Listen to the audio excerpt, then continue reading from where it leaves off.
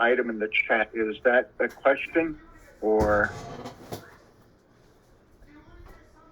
Oh, no, everything's all good. We were having some connection issues, and Okay. I will head to the chat to make sure that it's all fixed. Perfect. Great. Well, first off, I want to thank you all for joining us.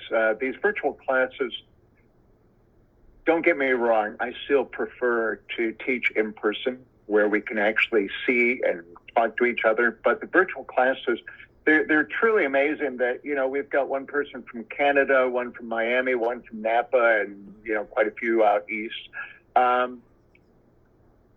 My biggest request whenever I teach a class like this virtually is my primary goal, I actually have 2 or 3, is first off, I want to get you as much information as you are interested in getting during our time together. And one of the ways to do that is via conversation. Being a teacher and teaching virtually, basically, I'm looking primarily at myself in my monitor right now. And that gets really boring. So my hope and goal, one of them is if you have any questions, if I am doing something that doesn't quite make sense, if you want me to describe a particular tool or how I'm holding a particular tool, or if anything, if you want me to go deeper or to define more clearly any particular process that I'm involved with over the next couple of classes, please let me know, okay? And the bandwidth issue that Molly mentioned earlier is sometimes it's definitely an issue as far as the quality of information that you're getting. But again, I'm looking at myself in the monitor. So if you're okay with it, I would love for you to have your cameras on so I can actually feel like I'm talking to somebody else rather than talking to myself, okay? So real quick, I took my first jewelry class. I'm not even going to say what year, but it was somewhere post-Civil War. And I loved my teacher, but almost all the work that was done in that jewelry class at the time was wax carving and casting. And so it really instilled a love and an interest in working more sculpturally. And I think that's one of the things I really want to impress is one of the very first pieces I did, and one of the many pieces that many of my classmates at that point did, was to take sprue wax, which, if you don't know, is a very, very soft, pliable wax, and we would twist it or braid it, and then we'd make a ring or some kind of an object, and we'd cast it. Now, that was really fine as far as a very early learning process, but what I began to see is, quite honestly, I could take 2 pieces of wire or 3 pieces of wire, and in much less time and basically no cleanup, I could make the same object without casting. So we're going through a very interesting time right now, especially because of the introduction and the commonality of CAD, computer-aided design and manufacturing, that much of the jewelry that we see on the market is created by CAD, cast, and then finished up. The thing I want to really impress is that, yes, you can do very simple pieces by casting, but sometimes it's simply much more efficient, time-wise and material-wise, to simply fabricate it. So that's one of the things to sort through in your mind, whether you want to do this for a particular project or client. Now, with that said, I'm not sure if any of you have looked at my website, but how I primarily make a living is creating and making one-of-a-kind engagement wedding rings. So with that said, and because I've chosen not to go the route of CAD because I simply love to make jewelry, is for every client, I will always make what I call a wax model or a wax prototype to show the client so they can physically slip it on, and we can easily go from the purely conceptual conversation of what we're all seeing the design being in their minds to actually something they can put on their hand, and then we pick it apart. So again, rather than casting everything, sometimes waxes work as a very good means to go from, again, the conceptual stage to refining the subtle details of the design, okay?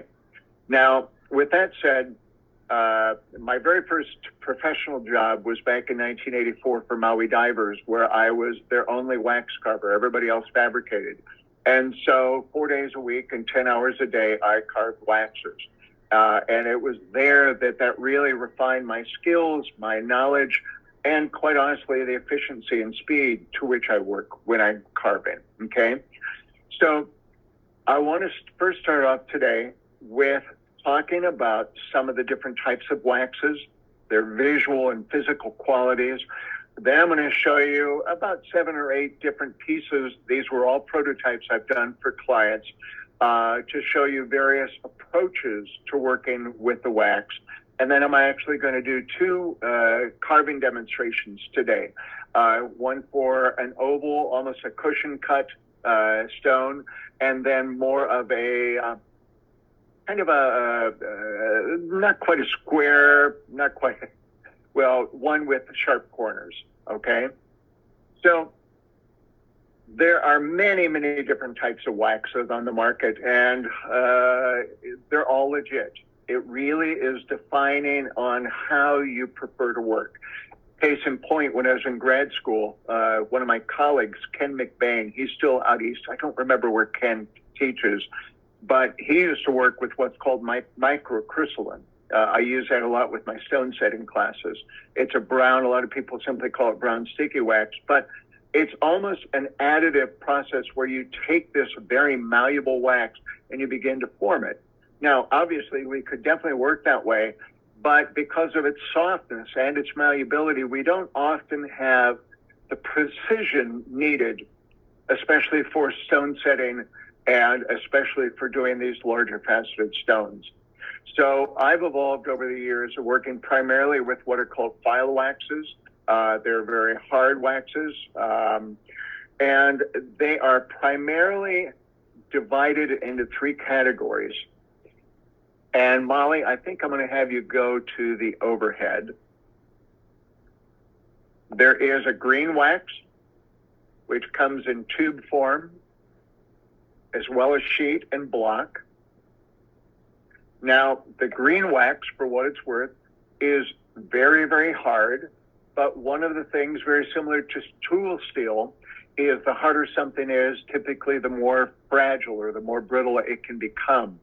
And so when I first started carving and making jewelry through carving and casting, I worked with this. But when you're working delicate pieces, because of its brittleness, it can tend to crack on you. So you have to use a very, very light pressure when you're working with it or holding it. And so I left this behind and I went to more of a blue wax. Okay. Notice the different sizes and shapes of the tube wax. So this is probably the most flexible, most forgiving of the 3 waxes, but one of the counter attributes of that is also kind of gummy when you carve. And so if you're carving something that has just a fairly simple form or contour or texture, the blue works pretty well. But if you're doing something that has a lot of detail, whether it's organic, whether it's architectural, more modern, this is probably my least favorite for that. Now, there's a wax that's kind of between the 2, and it's more of a purple wax. These are 2 different types of shapes. So between the 2, you're able to create a little bit more refined detail and definition in the carving, but it's not quite as brittle as the green wax. Okay. So with all that said, over the years, I've come back and I use almost exclusively the green. And you can see this little light color area. This was where I'd started cutting through it, and I'll just break that off. It breaks fairly easy. Again, just to illustrate the delicacy or the brittleness of it, okay? So for what it's worth, I feel very strongly, Molly, I'm going to have you go to the head-on view, and then I'm going to come back to the overhead real quick. So I'm a big believer in trial and error, and even though I have my BFA and my MFA all in the arts and specifically metalsmithing and jewelry, my best teachers over the years of doing this has been trial and error. And then also talking to different people about what they use and why they use it and that type of thing. Okay. So what I'm going to show you is a number of prototypes or wax models that I've carved for clients. And they each possess either slightly different stone shapes and or different approaches as far as either carving as an entire entity from one piece of wax, or sometimes it works much better. And I'll show you specifically, I think I've got 4 pieces that will highlight this. Sometimes where you've got multiple elements that have very defined connection points. By that I mean less muddy, less kind of unibody. I'm not sure what that phrase comes to mind, but sometimes it's best to carve the elements separate and then to bring them together through using something like super glue or cyanoacrylate. Many times I will use a softer wax. Kate Wolf has got a beautiful, beautiful repair wax. It's got a very low melting temperature.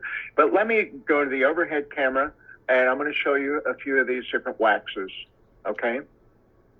So the first, and you will definitely see some of them are a little bit older because the sun will actually tend to bleach the color out. So instead of this nice rich color, I'm not sure if you can see that on camera, but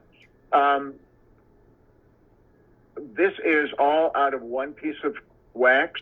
So is this. This is more of an oval stone. Here, let me bring that down into center screen a little bit more. But this particular design is what I simply call a partial bezel. So the bezel goes all the way around it typically, but to add a little bit more light and a little bit more emphasis or variation as far as the design, I've gone through and cut away. Are you able to see that? Is that legible? Could I get a yes? Yes, sorry. It looks good to me. Okay, great. So this was going to have a very, very large circular stone, very sculpted, kind of a European squared off shank on the bottom, which helps in minimizing the rotation of the ring. This one is interesting. This was actually with a large rose cut diamond. Very, very simple physically, but what I did is, again, to keep, well, first off, to make things a little bit simpler and more efficient as far as use of time, I could have carved this out of one block of wax, but it would be extremely difficult to get these really crisp inside edges if I carved it out of a single piece. And so for this, I chose to actually carve it. And to identify that, I've carved the top in the green wax and the band in the blue wax. And then I went in from the bottom side and I fused those together. Okay. This piece was for a very elongated bicolor tourmaline that went between the channels. Okay. And then this piece I actually ended up fabricating with the rose, a high carat rose gold, and then white gold on the outside bands, and then white gold for the channel. And in this particular situation, it was much more efficient to actually make the finished piece, especially being in the 2 different metals in the wax, and then to fabricate it. Okay. This piece was also carved in 2 segments. Again, the European squared off shank. And I was thinking about carving another wax for this class, but for this stone. But this is a German cut citrine.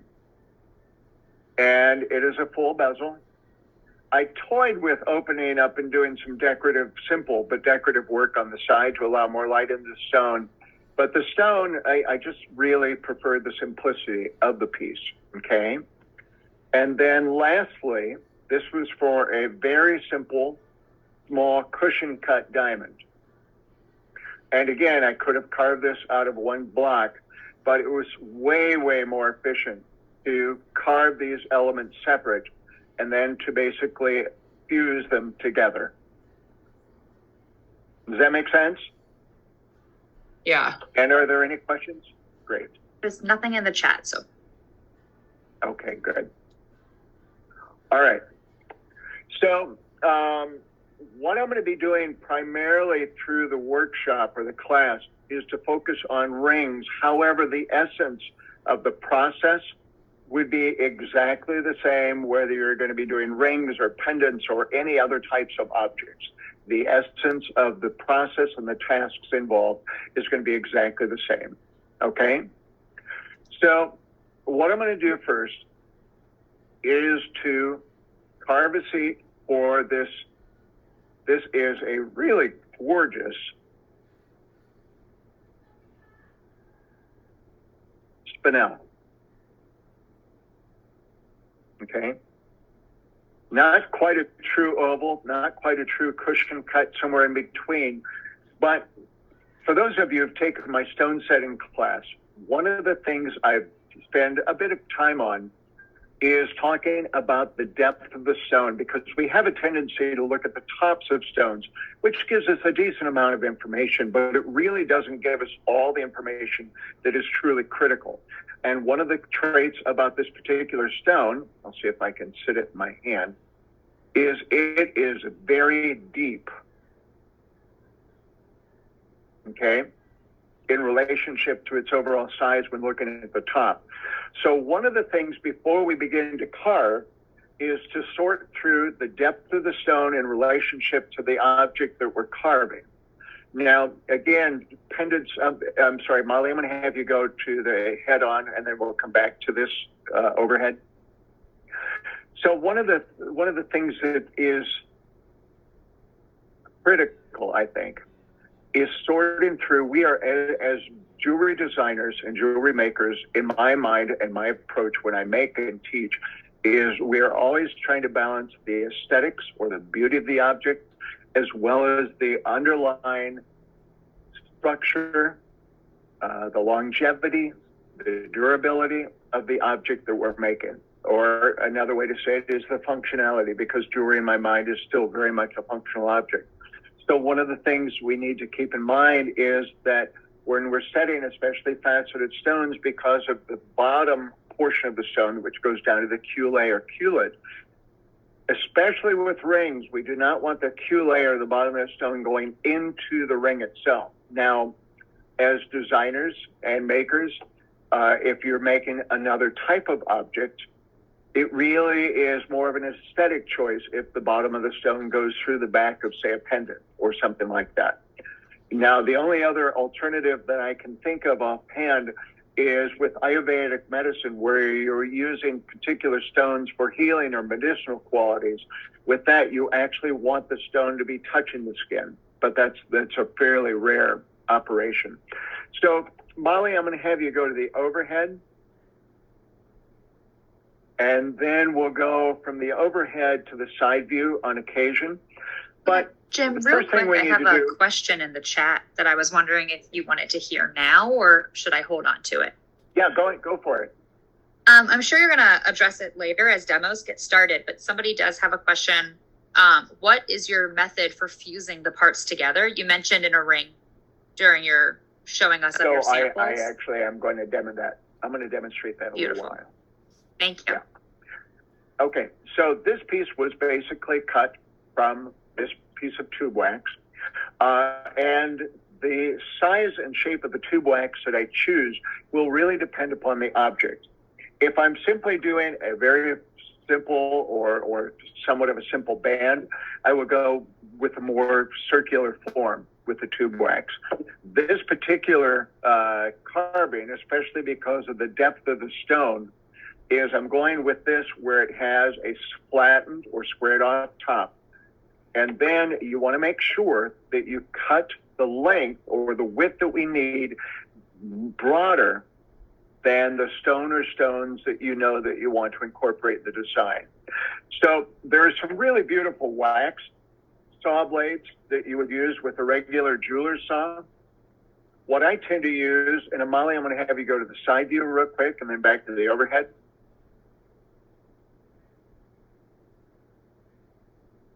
Okay, so this, believe it or not, this was a Harbor Freight special. I think I paid $1.99 for it.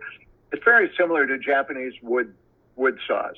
And quite honestly, I've used a couple Japanese wood saw for cutting my waxes, but they tend to be a little bit too large. What I love about this particular type of saw is that they cut primarily on the pole stroke, and because of the width of the blade, they will cut much more straight and consistent than the spiral wax blades. Now, there's nothing wrong with the spiral wax blades that you would use in a typical jeweler's saw, but this gives me just a little bit more sense of control as far as the straightness of the cut. So what I'm going to do is I am going to take the stone and I'm going to lay that down. And again, I want to make sure that I've got plenty of room. Now, one thing I'm going to ask Molly and anybody else is, as I'm demonstrating, I'm looking at the object that I'm demonstrating with, and I just noticed the off screen. So if anybody, feel free to say, Jim, could you come back on the screen? I'm totally fine with that. I was about to tell you, and you fixed it yourself. Yay. So what I'm going to do is, I'm a little bit of a scientist, but I am also, I tend to fight a little bit of that. Now, what I mean by that is I'm going to be using my digital caliper in a moment. I actually playfully call this my dark side because it measures down to 1/100th of a millimeter or 1,000th of an inch. And I'm anal, but I'm not that anal, down to the 100th of an inch. So just again, to make sure that I've got enough room for the carving, I'm going to just do a little scratch there.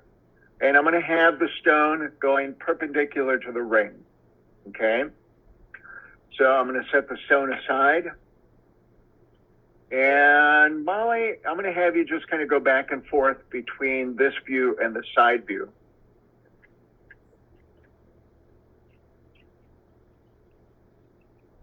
Now, something I want to point out is with any task, with any process, I'm a big believer in what I call shades of gray. What I mean by that is I believe with almost anything in our life, there are various options that will give us very similar outcomes. So you may have read or seen or taken a jewelry making class where you've learned a little bit about wax carving. I don't know if my approach is going to be the same as theirs. I tend to believe that much of learning is either through reading, taking a class, watching a video, whatever the case might be. I will take as much information from that as I can, and then I digest it, and then I begin to make it my own, whatever that means. And so a lot of what I'm going to be doing has been things that I've heard about, things I've read about, but really it's about trial and error of what's worked best for me and my natural working arrangement. So either working with a pair of dividers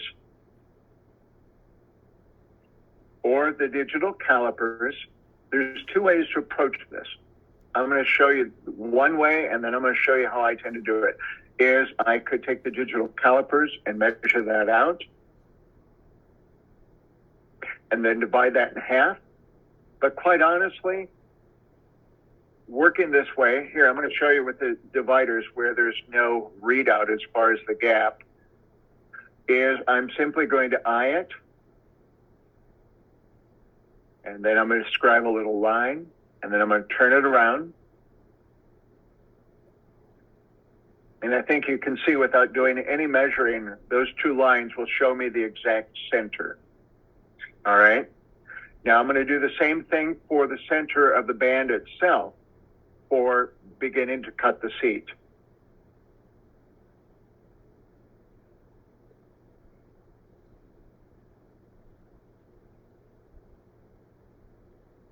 Okay. So are you able to see the little cross in the center? Yes? Okay. Yes. So now I could begin to cut the seat right now with this overall shape, but quite honestly, I know there is a tremendous amount of extra material that I simply have to get rid of. So before I start doing any detail, Molly, I'm going to have you go to the head-on view, and then we're going to go back to the overhead, please. Is one approach to this would be to carve your design, whatever that might be, and then to begin to cut the seats for the stones. Now, with small stones, say when I'm referring to small stones, I mean 2.5 millimeters or so. It's very easy, maybe easy is not totally accurate, but it's fairly easy to carve your design and then to go in and work on the placement for the stones. But when you're working on a focal point, that the design is in essence going to evolve out and around of that major stone. I'm a big believer in don't do any design carving yet. We're going to create the seat, which in a sense will be the focal point or the vortex of everything that will happen around it, okay? So, Molly, I'm going to have you go back to the overhead, please. So one of the first things I'm going to do is I'm going to generate the ring size. So I'm not sure if you've ever worked with one of these, but it is, I think anymore they're plastic, but it's like an inside pencil sharpener where you can see that silver rim, that is a cut-in edge. And so most wax tubing will come in roughly at about a size 4 to 4.5. So when you're starting to work with one of these, it's very easy, and I'm going to exaggerate this to highlight what I don't want you to do. It's very easy to be slightly crooked. Okay? So before you start opening up the inside of the ring size, is try to make sure that it's as parallel as you can. Now, Molly, as I do this, it's going to take me probably 30 seconds, but I'm going to have you go back and forth between the overhead and the side view so they can see what's going on with my right hand. But I tend not to rotate the ring itself. I tend to rotate the cut-in mandrel, which again will allow me to make sure that this is as close to perpendicular to the mandrel as I can. Now keep in mind as I'm cutting this has a taper to it. So at one point, usually 2 or 3 times during this process, I turn it around and come in from the opposite side. Now, most of these will have markings for the various ring sizes. Don't trust those at all. They'll be close, but don't trust them at all. And usually I will do this until I get roughly about 1/2 size smaller than the ring size that I'm actually needing. So I'm going to come in on the ring mandrel itself. And for what it's worth, I'm always measuring the size of a ring at the middle point. So right now, this is close to a 6.5 up on this side, but really it's closer to a size 6 in reality, okay? Once I've done that, to again, within roughly a 1/2 size, if you go too close to the actual size you need, by the time you go in with a 1/2 round file, and I'm using a wax file on this, does everybody know about wax files? I don't want to overlook something that's too basic that you might not be familiar with. So keep those questions coming, please. Okay. Now, Molly, I'm going to continue to have you go back and forth between the side view and this, because one of the things I want to highlight is I'm using my filing hand and I'm using the wrist as a natural pivot point. Okay. Now, again, I'm going to exaggerate this, but it's very easy that you may not be true to the inside walls of the inside of the ring. I may be angled this way or I may be angled this way. So I always, just like with that mandrel earlier, I come in from the opposite side. And if I do have any inconsistencies that are not true to the object, it will tend to correct itself. Does that make sense? Yes. Great. Okay. So I've got the ring size to where I want it. Now what I'm going to do is I'm going to come in with the stone upside down. I'm going to show you, but I want to, oops, get the glare off it.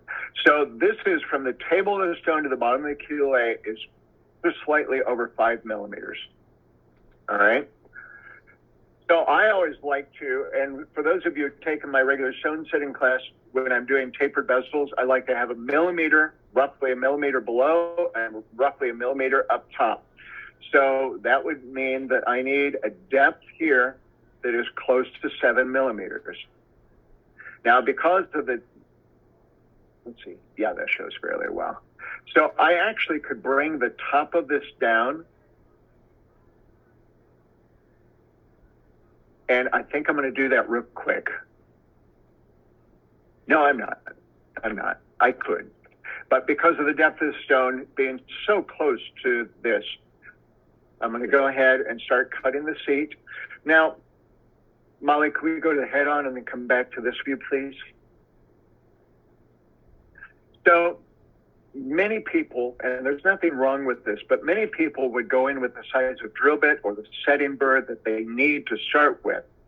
However, one thing about that, keep in mind that the larger diameter of any rotating tool, the larger the diameter, the faster the surface speed as you're working with it, which means unless you're fairly skilled with that particular tool, you could easily remove too much material, and in this case, too much wax, okay? So what I like to do is I like to start off with a slightly smaller size. In this case, what I'm going to be doing is going in with a small drill bit to create a pilot hole. And then I'm going to go in with a couple other burrs to begin to open up that pilot hole a little bit more. And then I'm going to go in with a setting burr. And I'm going to draw that out when I get to that point. So bear with me. Okay, Molly, we can go back to the overhead. Now, I'm working with, for those of you that have taken my stone setting class, I'm working with what's called a micromotor. And I love the consistency, the quietness, especially the quietness. And I'm just going to simply open this pilot hole up. And that pilot hole that I started with the smaller drill bit is basically going to act as a guide to allow me to go a little bit larger. Now, what I'm doing next is simply working with a setting burr, but again, a little bit larger diameter than what I've got so far, and I'm just going to go all the way through. Okay, so you can see, you can see that every step of going through that pilot hole is becoming just a little bit larger in diameter.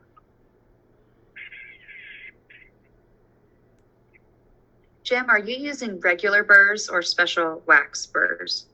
I am working with just regular burrs.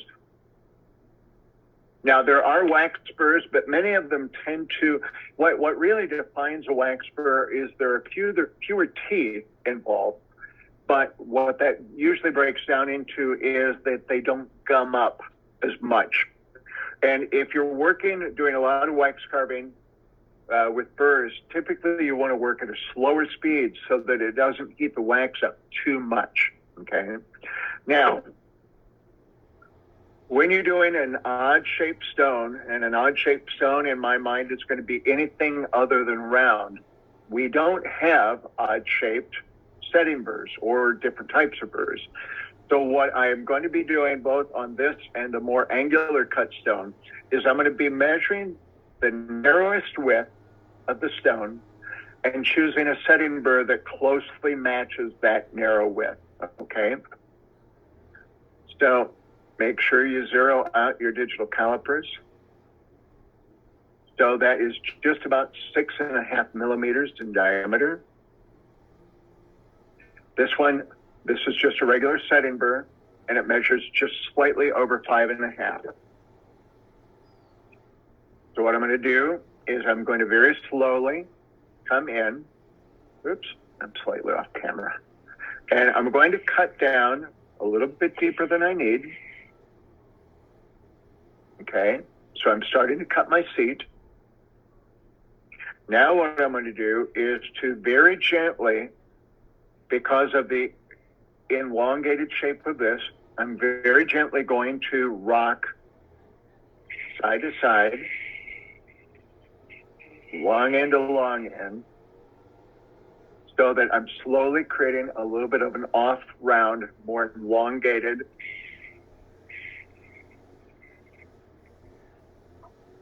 And that should be fairly close. Let's see what we've got. Okay, so I need to make that a little bit more. And I've just realized I'm not working with any of my magnifying glasses, so I'm going to put those on. Now, Molly, I'm going to have you very quickly go to the side view and then back to the overhead. With any type of work like this, we need really steady hands. So the thing I want to point out is look at how I'm working with both my right, the tool hand, and how I'm holding the object. Now, if I were to do this like this, there's too much chance of things to get out of alignment.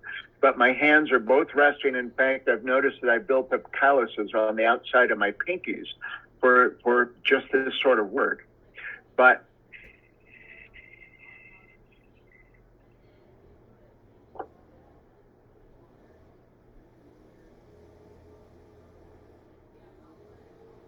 okay. Now, the thing to point out is I'm not going deeper with the setting burr.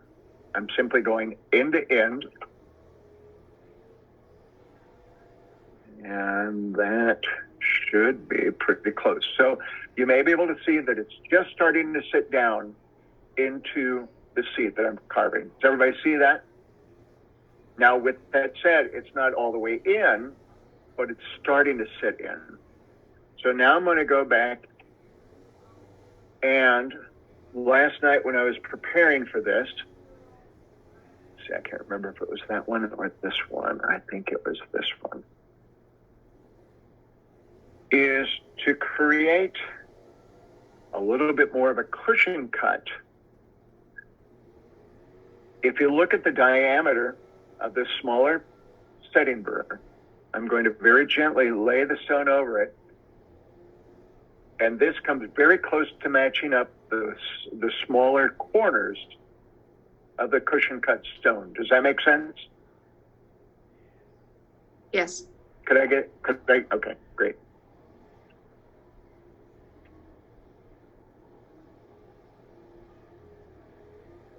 Now, I'm going to very gently, and I'm going to be working, I'm off screen. That's not bad. Okay, I'm very gently going to be cutting into the surface, to the corners, where the corners will be. So I tend to choose one, and then I will go straight across to the opposite. Okay. And I'm going to do the same thing over here. Notice that I have not moved my tool hand at all. It is still exactly in the same place because of my finger resting in this situation on the bench pin. And straight across to the opposite side. Okay, now let's just see what we've got with that. Okay, that's sitting pretty close. It's a little bit high on this side. So I'm going to take the stone out and open that up just a little bit more. Can you hear how quiet the rotary tool, the micromotor, is? You know, that's one of the downsides of Zoom's noise filtering is we really can't hear your tools at all. It's a good thing, but also can get in the way at times. Yeah. Okay. Well, oops. And I just bumped that. That should be all right. We do have a question right now, in the chat. Yes. Do you have a large set of burrs to choose from, or do you buy specific sizes for every stone you set? Well, that's an incredibly good question. It really is. So, for those of you taking my stone setting class, and let's go to the head-on view while I'm talking. So very similar to with my own setting class and beading tools, with setting burrs, I tend to do something almost exactly the same in that about every year and a half or 2 years, I will buy a full set of setting burrs. And you will probably find that there are going to be certain sizes or range of sizes that you will simply use more often. So for example, one of the sets, I'm not going to go up there, but there's probably in the range of 6 to 8 millimeter setting burrs. I rarely ever use those. And so those will stay sharp and usable for years, quite honestly, with my work. I do a lot of flush setting and bead setting with my work, so I tend to use a lot of the smaller ones. And so I like the beading tools. I will tend to reorder the specific sizes or size range of sizes that I use on a more regular basis. Does that answer that okay? That's a great answer. Great, great. So now I need to get the stone out. Let's go to the overhead. So right now the stone is in. It is not as deep as I would like, so I'm going to push the stone out. Actually, what do I have that I can use? I need something a little bit smaller.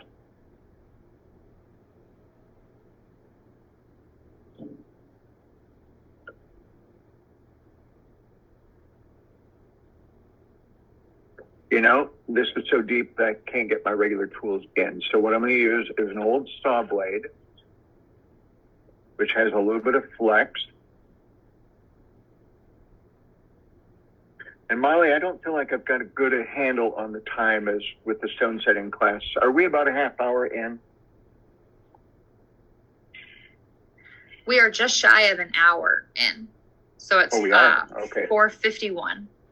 All right, then I better really get going. Well, not to distract you, but while I'm unmuted, I do have 2 more questions in the chat. Okay, I'm going to answer those while I'm working. Sounds good. Go ahead and read them. Okay.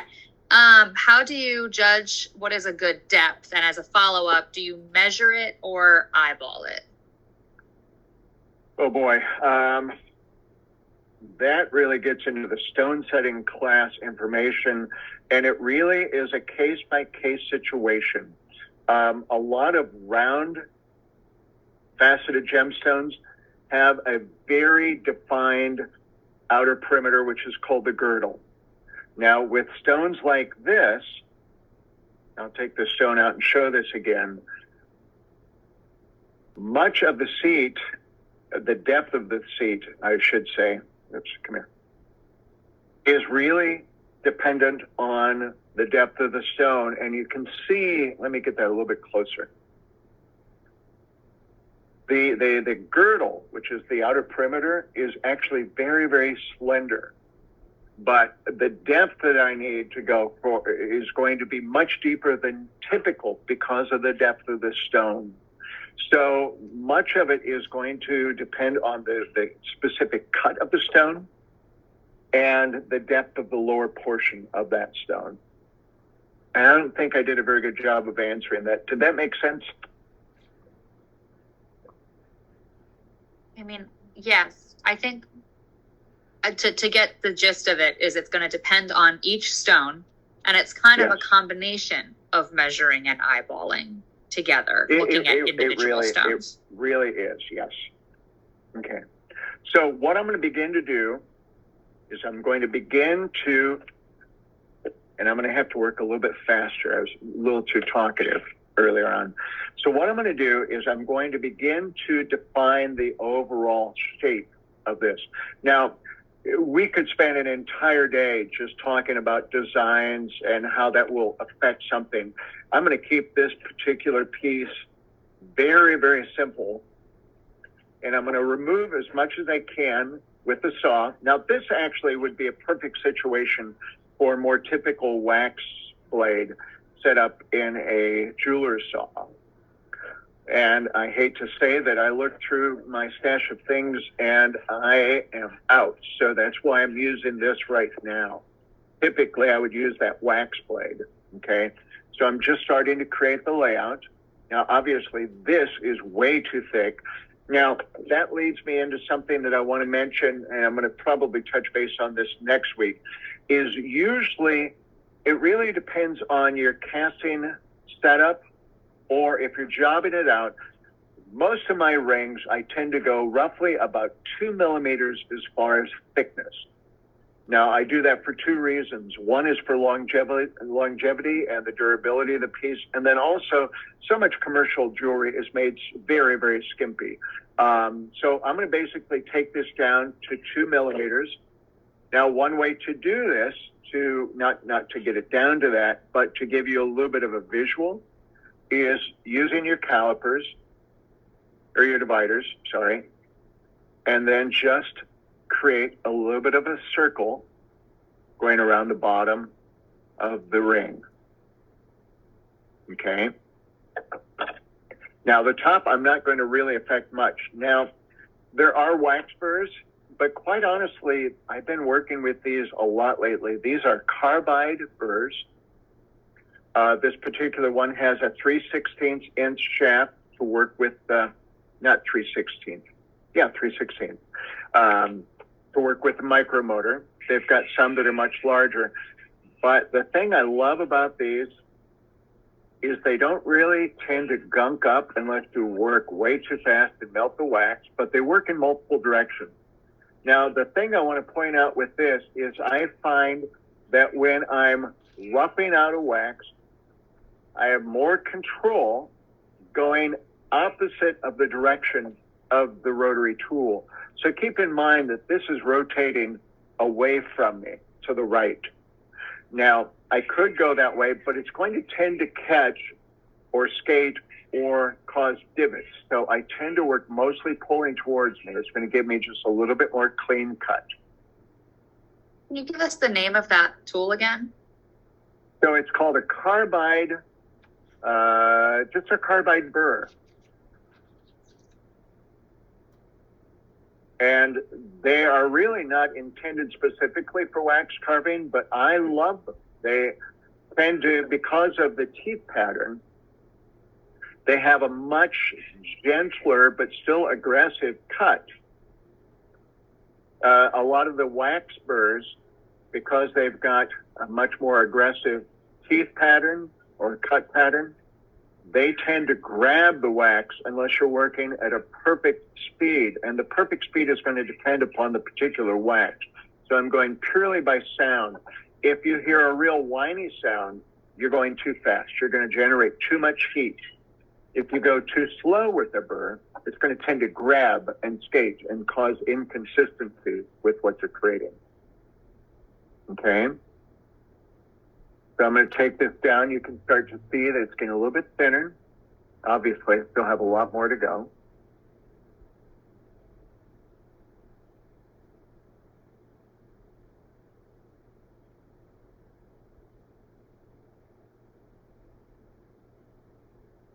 Now, right now, I'm not talking a lot, so please keep those questions coming if something doesn't make sense or if you want me to highlight something specifically for you.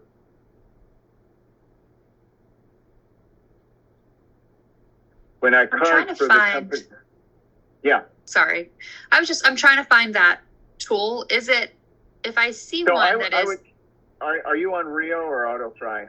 AutoFry at the moment? Okay. Do a keyword search under carbide and see if that shows up. Yeah. So I have one listed as an inside ring burr. Is that what you think it is? Yeah, that's okay. What it is. I'll throw the link in. And again, this was just kind of a trial and error discovery, but I really prefer these burrs for roughing out waxes. Okay, now I've got this roughed out. You can see from the sides. Obviously, there's a lot of design work. So what I'm going to be doing now is the stone is sitting in the seat, but the top of the stone, the table, is basically flush with the surface. So right now, the bezel simply does not exist. The seat exists, but not the bezel. So what I'm going to do is I'm going to use the same burr coming perpendicular in, and I'm slowly going to remove some of the material so that I begin to define the bezel.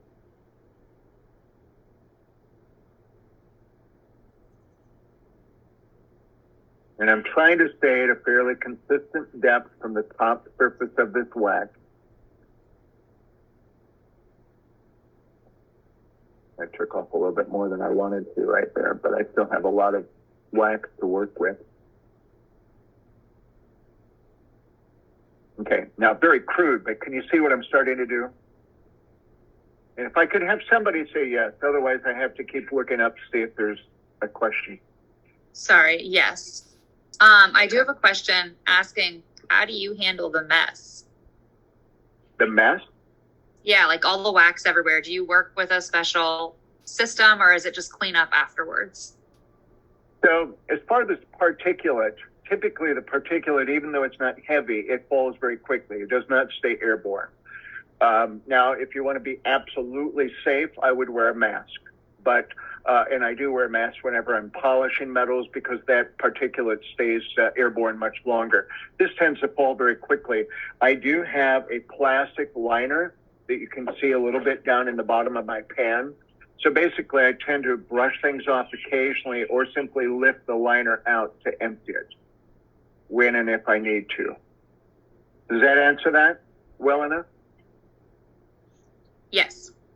Okay, now I will touch base on something else, is there are a few companies out there. Oops, that was, okay. I'm gonna have a little repair job, but this is a good lesson. I was talking and doing something tedious at the same time. If the particulate, if you want to eliminate this out of the question, there are a number of tools or pieces of equipment that are available. Quattro is one of the makers. Gosh, I can't remember if Pepe's doing one now or not. But basically, it's a vacuum system that you can hook up at your bench, and it will remove anything, whether it's smoke, debris, whatever the case might be. And those work really well. But again, I find that the particulate is so heavy that it simply falls.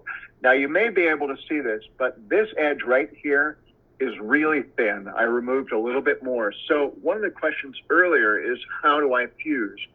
So I am going to have Molly switch over to the side view for just a moment.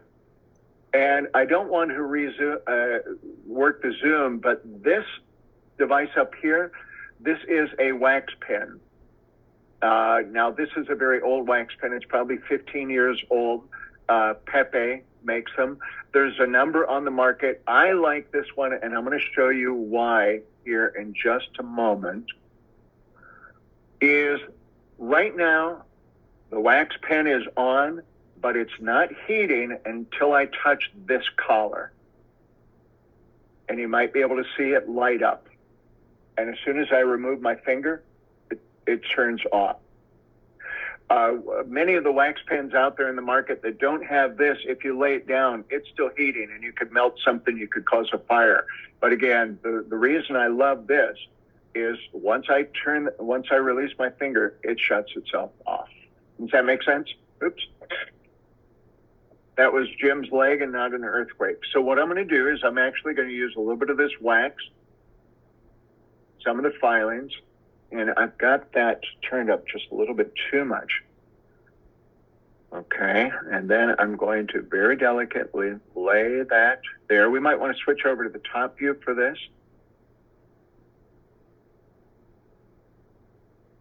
If you could lower your hands, I know it's difficult because you've got a tool. There you go. Perfect. Okay. Now, finding the right temperature to work with your needs is important. Now, I could go up and constantly adjust the dial on the wax pen, but quite honestly, what I've discovered is I can use the collar, the on-off switch at the handpiece, as basically kind of a temperature gauge. So what I do is to heat it up, pick up a little bit of wax, and then I remove my fingers so that wax is still on that, and then I'll touch the collar again, which will remelt and allow it to stay where I need it on that wax pen, okay? Now, if you see the glistening of the wax, it's still too hot to work with. And I'm gonna go in with the sanding stick real quick.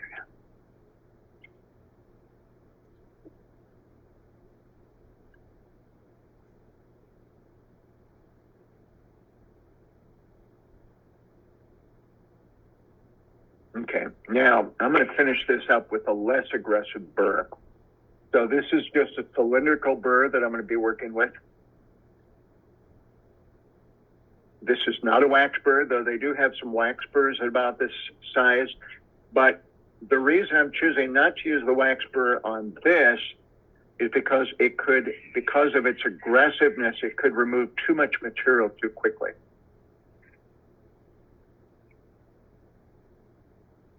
So right now I'm simply going in and cleaning up where I added wax.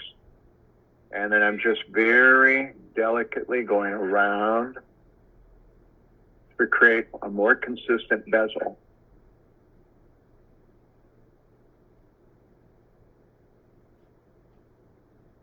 Okay. Okay. Now, let's put that stone back in. Okay, so now we've got that. Okay, now we have a tremendous amount of bulk around the sides. So what I'm going to do is I'm going to remove the stone for now. I'm going to put the stone back in as I get a little closer to the overall form that I want. But because of the aggressive tools that I'll be working with, I don't want to scratch the stone. So what I'm going to do right now is I'm going to go back in with that carbide burr.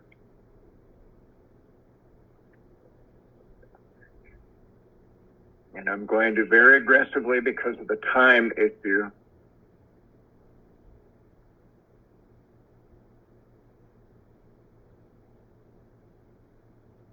begin to work on the lower tank. Again, Molly, if you could, just occasionally go to the side view so they can see how I'm holding the wax and the tool in relationship to each other. The overhead view doesn't quite do that well. I want to bring this down. I want to get rid of these hard corners.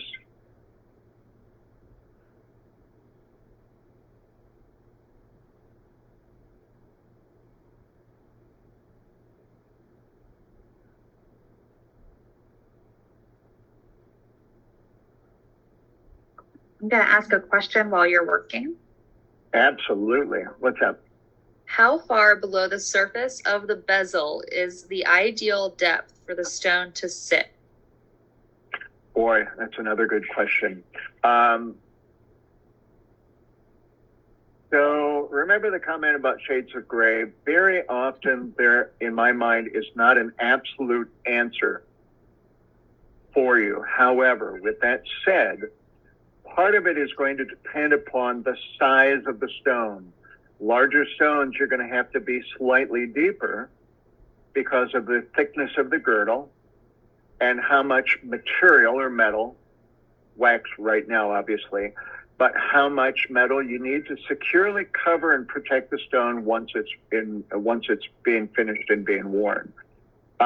So to give a little bit more precision to that very abstract answer, for stones, and this is just a ballpark, but I would say stones under 5 millimeters or so, I would like at least probably 3/4 of a millimeter above the top edge of the girdle. If it's a stone larger, for example, something like this particular one, and partially because the depth of the stone, the girdle is actually very thin, I'm going to go probably closer to a full millimeter above the top of the girdle. Does that make sense? That does. And there's another part to this question, and I think you touched on it earlier, but what is the thickness of the bezel wall? Oh boy, I didn't touch base on that. So there's kind of a trade-off. Now, if you're jobbing your casting out, which is totally legit, if you don't want to do the casting, they have refined the process of casting. And if I hesitate between words, it's because my mind, I can't chew gum and walk at the same time. But because the casting industry has refined their process so much that you could probably go down to about 0.5 millimeter as far as thickness. Okay. Now, I've refined my castings quite a bit, but there are still occasionally little bits of porosity, little inconsistencies. So typically, when I carve waxes for pieces that I know that I'm going to cast myself, I will usually go about 1 millimeter in thickness for the bezel. And that primarily is all about leaving me extra material so that if I have any inconsistencies in my casting, that I have enough metal that I can remove to clean up that blemish, that pit, that porosity, whatever the case might be. Does that make sense? Yes, thank you. Yeah. Good questions, though. Keep them coming.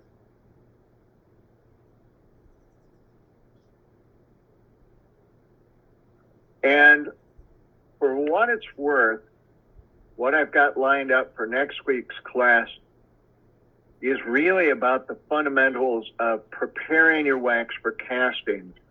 Now, I'm not getting as far as what I really thought I would for that second stone. So I think once I get a little further on this, I'm going to move quickly into that second stone carving, the setting. And then we can really, I'll finish that up next week with the other things, if that's all right. Sounds good. Okay, yeah. I'm just about to go over to the wax file.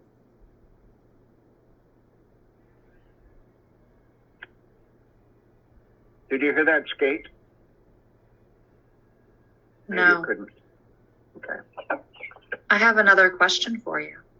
Yeah, keep it coming. How Good. do you I like questions. how do you accommodate for the rounded belly of the stone? Oh boy. So that question, the answer to that question is going to be the same whether you're working in wax or metal. Depending on the actual shape and or form of the lower portion of that stone, once I've cut the seat, many times what I'll do is go in with a small ball burr. Now, if you go too large of a ball burr, you're probably going to hit the inside walls of the bezel that you've carved. So usually, and this is just an approximation, but the ball burr that I tend to use, I don't have one out, is right around 2 millimeters in diameter. Okay? But usually that size, that approximate size of a ball burr, will allow you to mimic it more in a concave fashion, mimic the shape or the form, the lower form of that particular stone that you're working with. Okay. Now, I'm going to keep this very, very simple. If this was going to be an actual piece, there's probably a lot more I would do to it.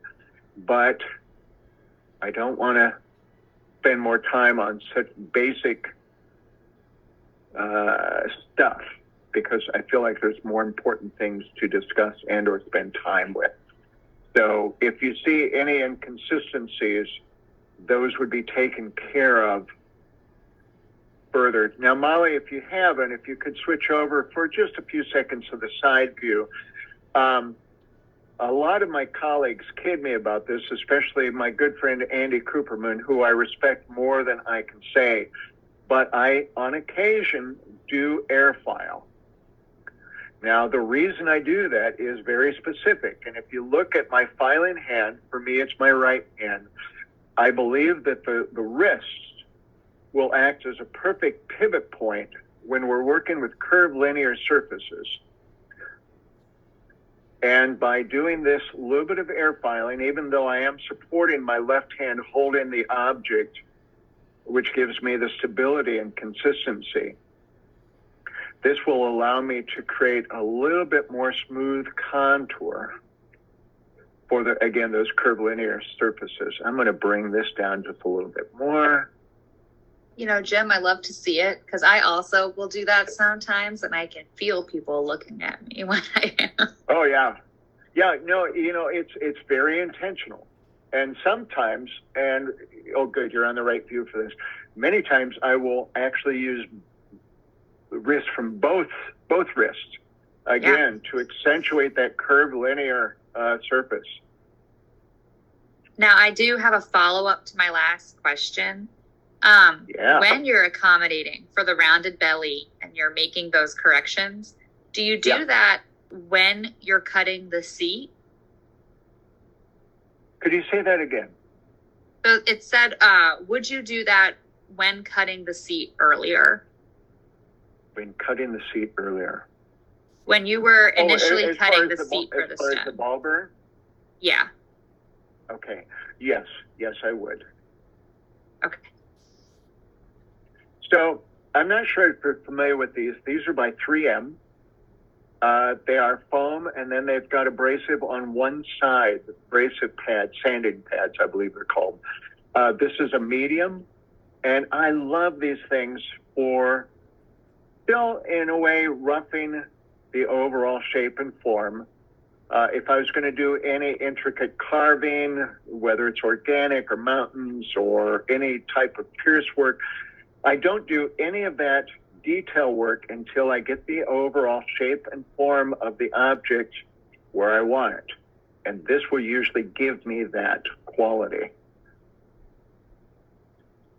And I did not say that earlier, and I think I intended to. But so are you able to pick up? Can we go? I like this view for the work I'm doing, but can we go to the overhead real quick and then go back to the side view? Yes, and I have a question that I knew was going to come up. Yes. Do you find that you have to do more cutting in the metal, the seat, to account for shrinkage after casting? You know, shrinkage is such an interesting thing, and that is something I meant to bring up, so I'm glad somebody did. Usually, it's not uncommon to have somewhere roughly about 5% shrinkage in the casting. And so when I heard that years ago, when I was still a student in college, I began to compensate for that in the wax.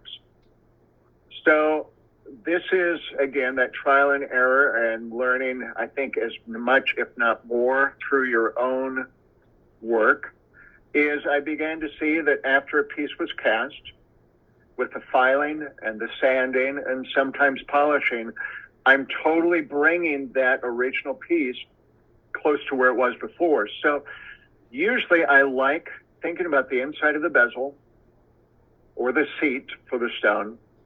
I will usually get it exactly where it needs to be in the wax, and then I will retool it using a combination of burrs and never wax burrs for that. You would simply remove too much metal after the casting. I would clean that up, and you're not going to be able to get any files or sandpaper in, so it's going to be entirely done by burrs post-casting. And then what I will often do is I will go in with, oops, I'm off screen. Oh, I'm still off screen. That's good right there. I will go in. Okay, I'm going to move the side camera for a moment.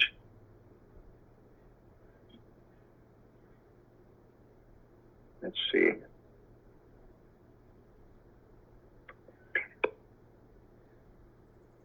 I think that's pretty close. I will usually go in. This is a rubberized abrasive, and I will shape it. Well, working with either a flex shaft or a micromotor, and I have a dedicated file that I use for shaping these. And so after the piece is cast, I will go in very, very lightly. These, because of the small diameter, they will not remove much material, but I will work to create a consistent surface. Again, this is in the metal, not the wax. And then I've really become, over the years, really a big fan. These are typically either nylon or a natural hair, and I will polish the inside of the seat before setting the stone. Now, what that's going to do is it's going to give you a bright finish, a reflective surface on the inside of the seat. And once you set the stone and the piece is completed, it's basically going to give a little bit more brightness and illumination from the stone. This is also one of the reasons, even though technically there are a number of stones that you can cast in place, but when stones are cast in place, you can't clean up the metal because the stone is obviously blocking it. And so once you've got this a nice high polish on the inside of the seat, then I would go ahead and set the stone.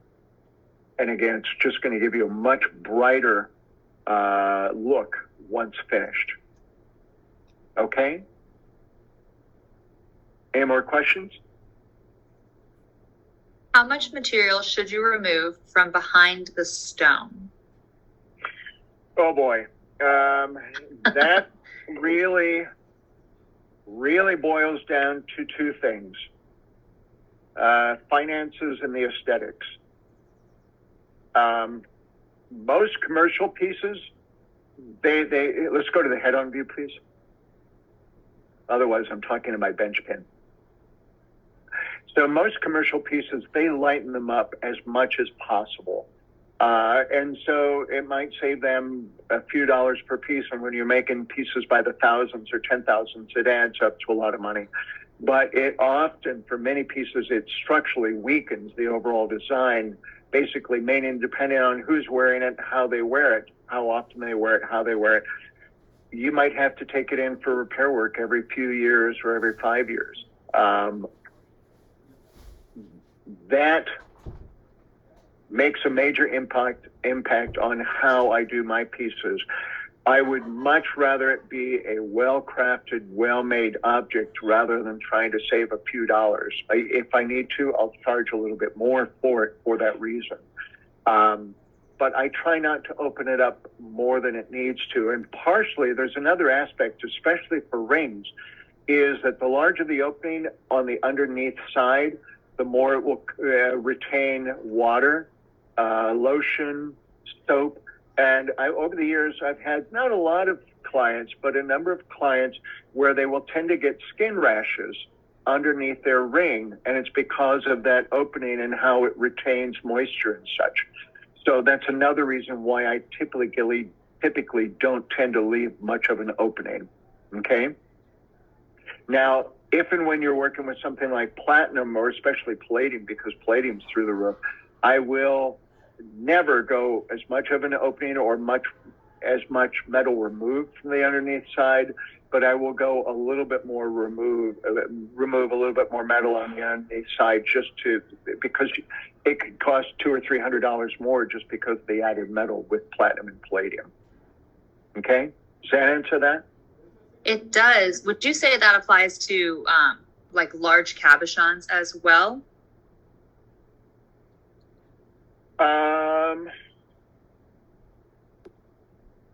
Really, in my mind, it's going to depend on the overall design. There is no reason at all that you couldn't have that opening be decorative. Mm-hmm. It doesn't have to be simply a drilled hole. If you're working with a square cut, quite honestly, once I've got the pilot hole and the seat cut, after everything is done where the stone is sitting into the wax seat, many times I'll go in with a small needle file that is square or rectangular to clean up and mimic the shape or the overall design to create more unity with the design of the object that you're creating with the stone, if that makes sense. Yeah. But so many times it's really a case-by-case situation, and also the price point that you're trying to achieve. Got it. Okay? Does that make sense? Another one. Yes. Yeah. Okay, this one's actually great. Do you have to drill all the way through a piece? Oh, they're all great. You guys are asking great questions. Okay. Sorry. Do you have to drill all the way through a piece, especially for small stones set to enhance complex carvings? So I guess that really if you is don't a great mind, question. Yeah, I might simplify it real quick just for everyone. I think a good way to frame this question is, what is the smallest stone that you would still drill a pilot hole for? So I'm going to even take that to another level. But it really is a case-by-case situation.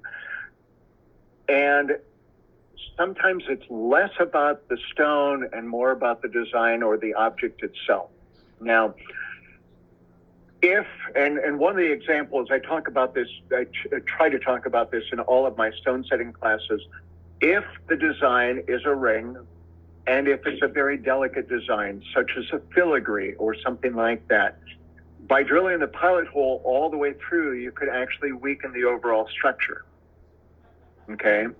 Now, if it's a pair of earrings, a pendant like that, that simply is not going to get the wear and tear of a ring.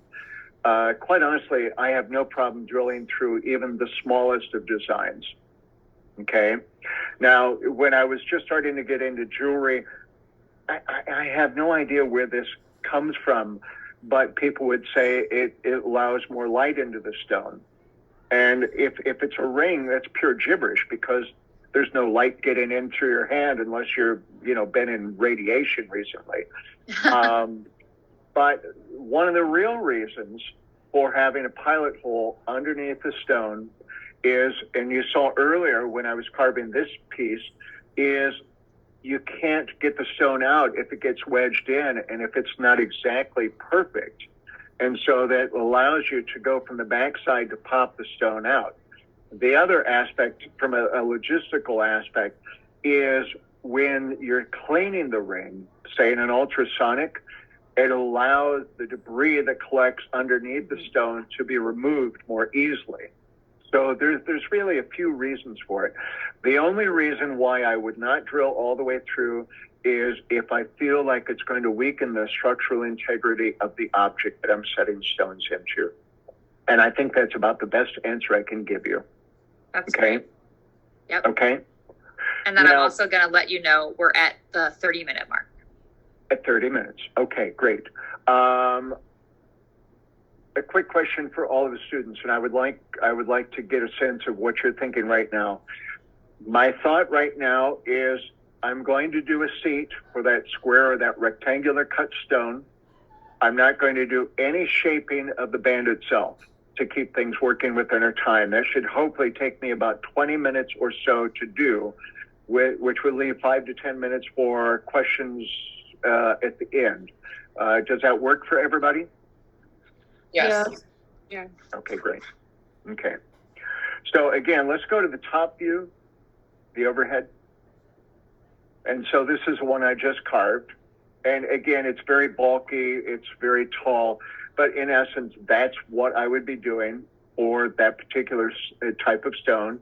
Now, what I'm going to do is I'm going to, let's see, it's covered with wax right now.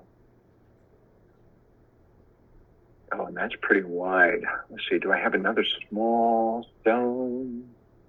I tend to sing when I ask myself questions. I don't know what that means. Yeah, we'll make this work. Okay, so this is a square cut or the rectangular cut. Now, this is just an old stone that I've got. If you look real close, you will notice that one of the corners is chipped, but I wanted to demonstrate with this because primarily of the size and the geometric shape, okay? So what I'm gonna do is I'm gonna go in with the digital calipers, mark center. Now I'm intentionally being a little bit off, but you'll still see that the two marks, even though they're not really close, will still give me a pretty accurate center. Okay. Now, I need to switch gears a little bit as far as tools. I'm going to go through and drill the pilot hole. Actually, I'm going to lower this quite a bit.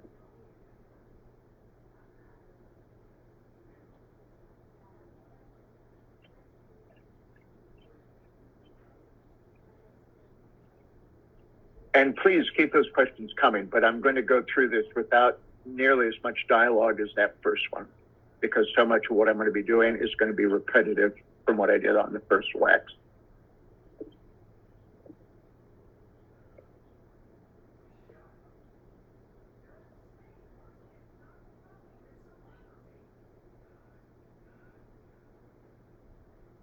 Now, just a little tidbit. Now, I don't do this as much with metal, but some people will say that you should never, ever go back and forth with a file. I believe that to be partly true, but again, it's going to be dependent upon the task at hand.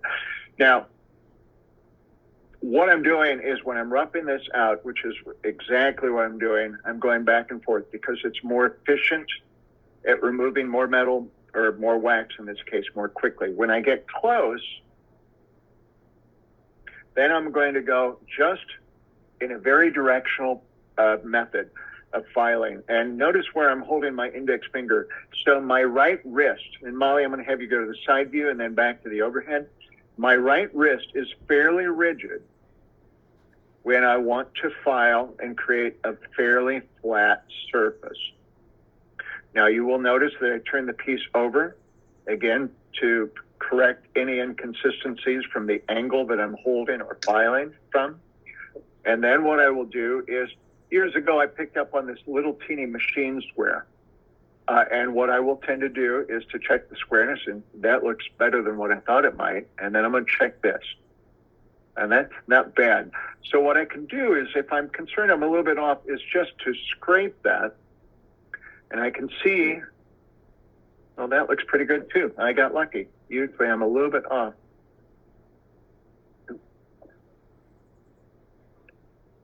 Somebody in the chat would like to know if they should be saving, well, this is a tricky sentence to say, saving their wax shavings for future repair work. So when I was in college, and for a long time after, I saved everything. The small pieces, big pieces like this, I will use for the wax pen. The shavings, if you get any debris in them, in the shavings, that is, oops, they're not going to, it's going to be irregular. But what I used to do, for those of you who are really frugal, and it's kind of a fun task, is I saved all my small pieces and shavings, and then I would heat them up on a dedicated little burner, and then I would pour them into a milk carton, a wax milk carton.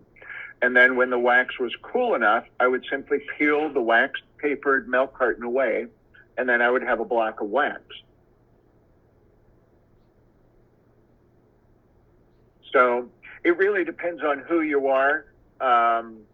I think what happened to me is I still will, on occasion, do that. But really it boils down to the time that is involved. It's simply not as efficient than simply buying what you need. But again, I do save all my scraps for different projects. Let's see, where am I? I would imagine with the dust, you want to be really careful about like metal dust and other contaminants as well. Yeah. And that's another reason. So this pan, this liner I've got down here that you can kind of see, I will clean that off completely depending on the task. So say if I was stone setting, I would get rid of any wax, any metal. And I can't talk while I'm doing this at the same time, so you'll have to forgive me on that. But that way it really cuts down on contamination that you're just talking about. Now, this is going to be really, really close, but I do have enough room. So what I'm going to do, and I could have done this before, is this is some of that microcrystalline that I mentioned earlier. Also, it's the wax that I use all the time in my stone setting classes. But I'm just going to spread out a little bit of that on the wax. And then I'm going to press the stone upside down.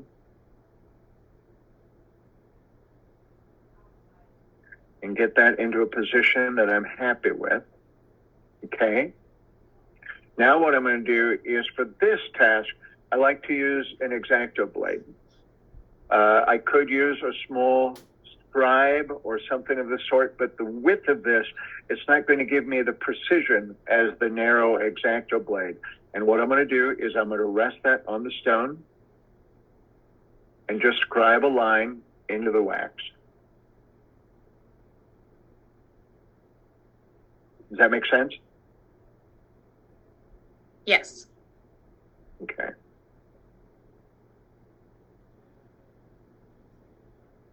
Okay, now I'm going to take the stone off. And I think you can see the scribed lines, very faint, but I think you can see them, right? Yes.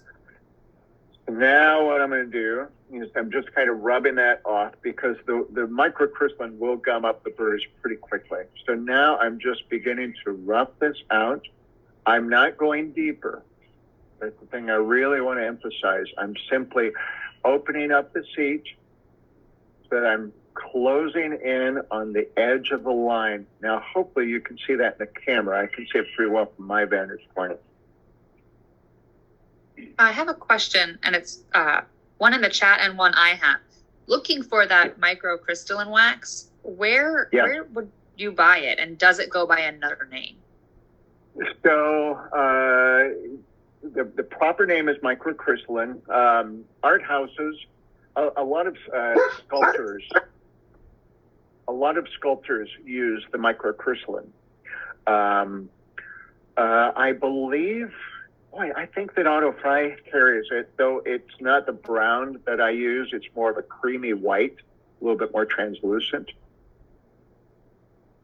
So what I'm doing is I am going in, I should say, with a smaller setting burr, and I'm starting to define the corners, just the same as what I did with that cushion cut. And again, just to be totally redundant, I'm not going deeper. I'm simply defining the opening for the seat. Okay. Now, you can kind of get a sense of what's going on. Now, I've not used this yet, but when I'm stone setting, when I'm wax carving, I always have an old toothbrush nearby. I just brushed my teeth with this morning, and that probably makes people gag. I'm just kidding. Now what I'm going to do is I'm going to go in with my X-Acto blade, and where did I put that? And now what I'm going to do is I'm going to rest that on the side wall. Ooh, I'm almost off camera. And I'm going to take that into the corner. I'm using my thumb to push with the tool holding hand.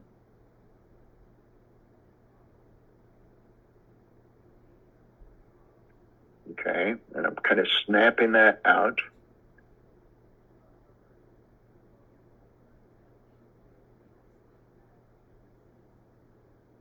Now, what I'm doing right now is pretty delicate, but I think you can get a sense of what I'm doing.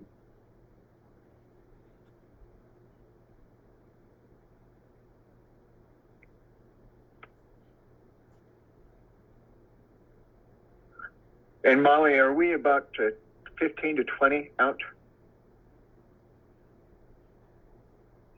Yes, we are just about 20 out. Okay, good.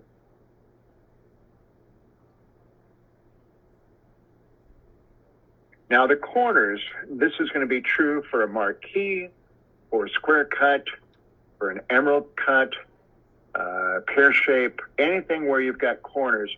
There simply are no burrs that are going to create this. So you have to do this by hand. Now, I have always loved carving with X-Acto blades. If you've gone to my website and seen any of my carved mountain rings, I carve all those in wax with the X-Acto. But also, let's see, it's just a little bit off the line. But also, I'm going to pull out an engraver. And I said that totally wrong. I was talking to somebody last night. You engrave, but it's a graver. So forgive the slip. Someone in the chat wants to know if you ever use the Wolf carving tools. Yep. And actually, so this is one of my most favorite of the wax tools.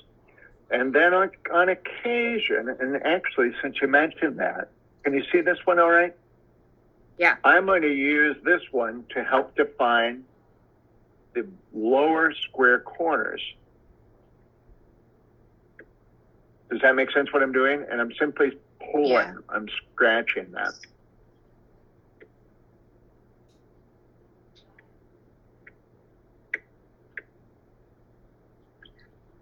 Okay, I have a feeling that this is going to be a little small yet, but I'm just going to continue going.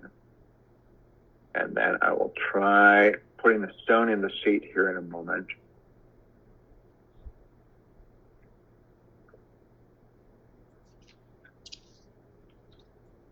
All right, let's just see what we've got. Oh yeah, I'm way small. Holy crap. Oh, I didn't swear. Sorry. That's $1. Yeah, I was going to say a quarter in the jukebox, but I think I'd date myself. I used to shoot a lot of pool in college, and when you'd swear, you'd have to put $1 in the music player, the jukebox.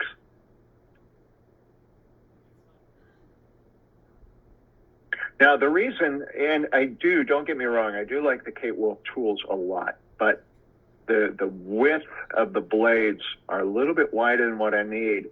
And the X-Acto blade for this task, which is just simply opening up the seat more, it allows me to glide on the existing wall for consistency, but it also allows me to open the seat up a little bit more. By that, I simply mean making it a little bit larger. Yeah, let's see. So Molly, I'm going to have you put a timer on me, and I know you have been, but I want to stop even if I don't get this quite finished, because basically I'm just going to continue replicating what I have been doing and describing about until I get it large enough for the stone to set in. But I want at least 5 minutes so we can answer any questions at the end of today. Sounds good.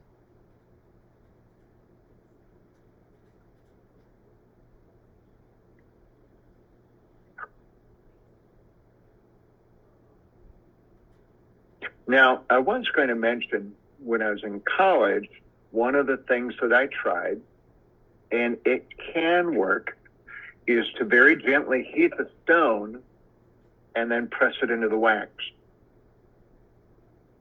And it will, in theory, give you an absolutely perfect seat.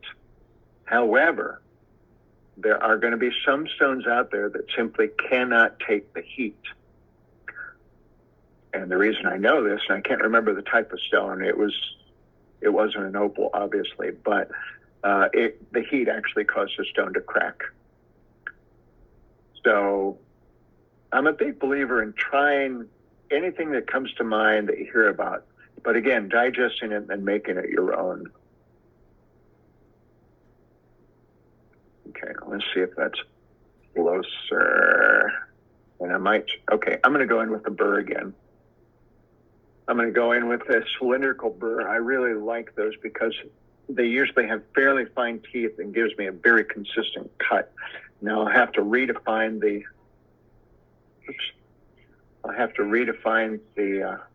corners again, but this will work a little bit more quickly than the X-Acto. Is that on screen all right? Can you see that? Oh, it's great. Somebody is asking, how would you heat the stone?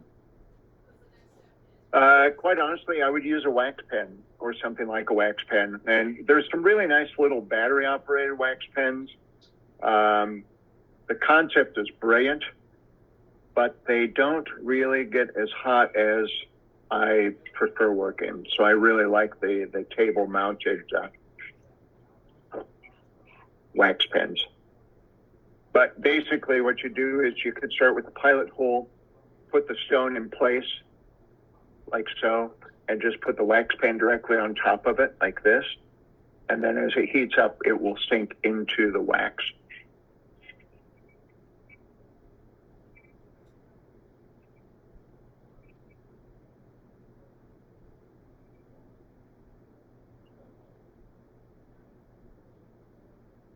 Now I'm thinking ahead just slightly, but as we finish up today, Molly, if you could, and I think we did this last time, is make my email available so that students can reach out with questions before next week, if they have some. That sounds great. And while you're doing this, so I don't cut into question time, I will just let everyone know you're going to be getting emails from me tomorrow, most likely, since this is an evening class, that contain the chat, which has all the links I've been putting in there. And I will also include Jim's email. If you have any questions and send him an email, I ask that you please CC me on it, just in case there's any issues, so that you have both of us contacted. Right.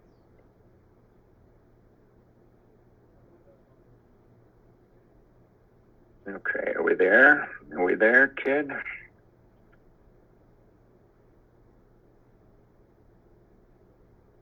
Oh, so close. All right, I think I probably have 2 more minutes. So I'm going to take that out, open the one side. Right now the length is fine. I need to open this up just a little bit more. Right through there.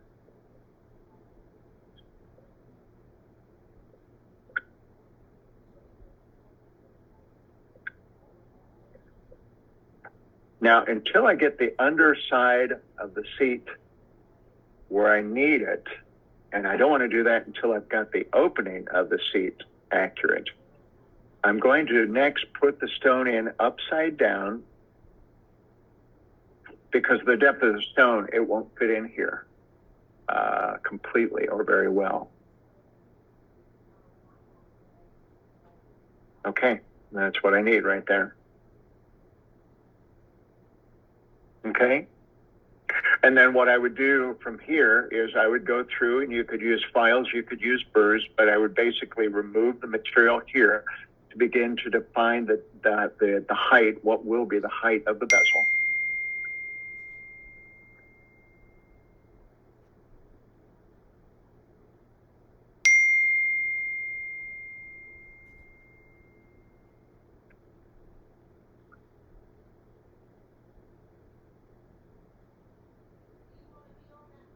So the people out on the East Coast, has the smoke dissipated at all? I won't speak for our. It's better in Vermont today. Is it? Yep. Yeah, First day we saw the sky again. Yeah. Yeah, that's much of our summers out here in Oregon because of our wildfires. But boy, to get the wildfires, especially in Quebec, I've heard that most of a third of Canada's fires are in the province of Quebec, which I was so surprised by, especially so early in the season. And we had such a wonderful winter as far as snowpack and such that I was hoping, well, anyway, you can kind of see right now the stone is sitting down into that. And again, what I would do is once I've got the seat generated and the stone where I want it seated, then I will begin to go ahead and remove the material on the side to create the actual bezel. And then once I've done that, then I will actually go in and begin to actually carve the setting. So I think what I'm going to do is leave it at this for now.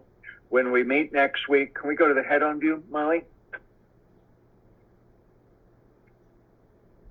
So next week, I'm going to actually take the second wax, and it will be partly redundant, but I'm going to do a little bit different design, a few different types of tools and what I did on the first piece. And then we'll finish up with spruing and getting the pieces ready for casting. So with that in mind, with the few minutes we've got left, what are your thoughts? What are your questions? Is there anything that I have not discussed or will be discussing that you would like to? Is there anything you want me to reference a little bit more thoroughly before we leave? What are your thoughts? Jim, I'm wondering so you showed us the waxes. I'm wondering if you had any images of those as metal pieces that we could see as well. Oh boy. So this particular piece, I've got a couple good photos of. This piece I've never taken to completion, but I've got a few that and I've got this one that I can email you, and then if you could email everybody, Molly, that would be great. And this one as well. I'm sorry. Absolutely. Yeah, if you pass pictures to me, I'll send them along. There is a question in the chat asking if you can talk through setting tiny stones or setting stones into a detailed carved ring, i.e. carving first, then setting a stone second. Okay. So again, because of the subtle inconsistencies within most of my personal castings, what I may do for small stones specifically is I may drill the pilot hole so that I have reference as far as where that's going to be located. But typically, unless it's, well, even larger up to say 4 or 5 millimeters, usually I will not cut the seat for those in the wax. I will usually, again, drill the pilot hole so I've got the visual reference for where I want to set those stones. And then I will actually cut the seats and do most of the work for the setting once it's been cast and cleaned up. Now, something else to mention about that is, especially for the smaller stones, I will completely finish the ring in the metal after it's been cast. And then that's when I will go back in and begin to cut the seats. There is a concern that if I cut the seats before I do any of the finishing of the surface, that you want the top edge of the metal next to the seats to be nice and crisp as it goes into the seat from the surface.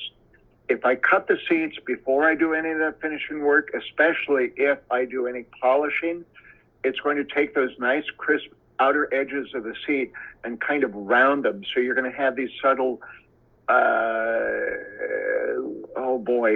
just kind of a rounded surface going into the seat itself. Which in my mind will never give me the quality of the look that I want. So I will tend to do all of the work other than the pilot hole once I've done all of the filing, the sanding, and even the polishing if the piece is going to be polished. Does that make sense? Yes. Okay. Anything else?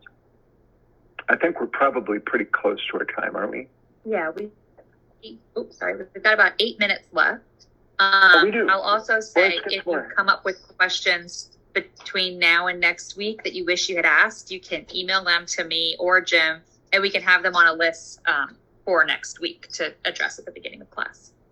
Great. But we do have some time for more questions, so let's hear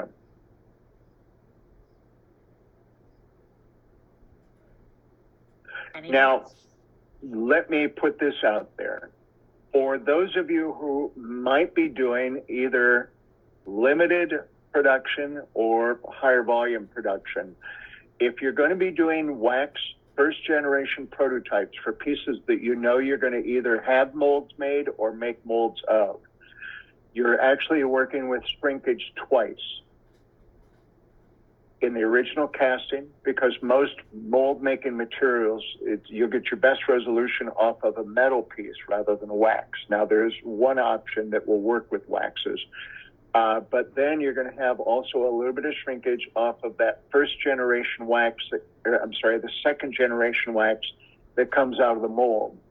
So if you know you're going to be carving waxes that will be going for this purpose of production, I would intentionally add just a little bit. I wouldn't be quite as specific to the actual sizes that you need.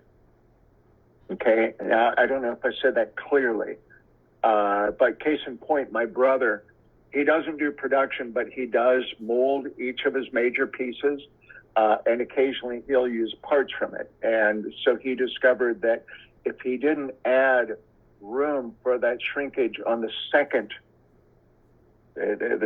batch of shrinkage, which again is from the mold itself, that his pieces were often too small for the stones that he was working with. Does that make sense? Yeah. Okay. Well, I would love another couple questions if there are any. If not, I guess I'm going to say enjoy your evening, and I will see you next week. All right. Before we end things, does anybody have any other questions? Not me. Okay. The biggest thing with the waxes is really the personalities of the blue, purple, and green are very distinct as far as how they tool with both files and burrs. If you have the ability, try 2 or 3 different ones just to see if you might have a preference. The green is really my favorite, but it's also definitely more brittle. So if you work very quickly or aggressively, you may want to work with purple. One thing I will mention is, I don't know, I didn't do the research on these, but Cave Wolf came up with an amazing concept. Occasionally when I'm dealing with clients, they might say, well, I like the wax, but what's it going to look like in the metal? And so what Kate Wolf did is she came up, and she didn't make these herself. She got this out. But there is a gold wax and a silver wax. Mm. And the concept is brilliant, and nothing against Kate, because she's one of my favorite people and teachers. But there's not as much pigment in this wax, and if you carve them thin, it's very difficult to see the detail if you show your client.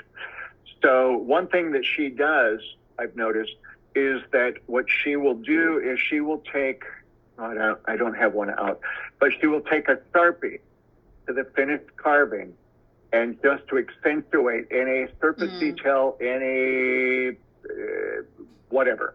But by adding that little bit of Sharpie over the surface and then kind of rubbing away the highlights, it will accentuate for the viewer, your patron, your client, your customer, to be able to see a little bit more detail with these waxes.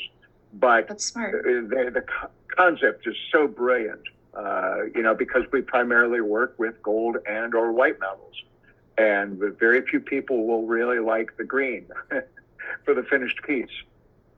Okay? Perfect. All right, everybody. Thank you so much. I'm going to go ahead and stop the recording. Okay. Have a good evening.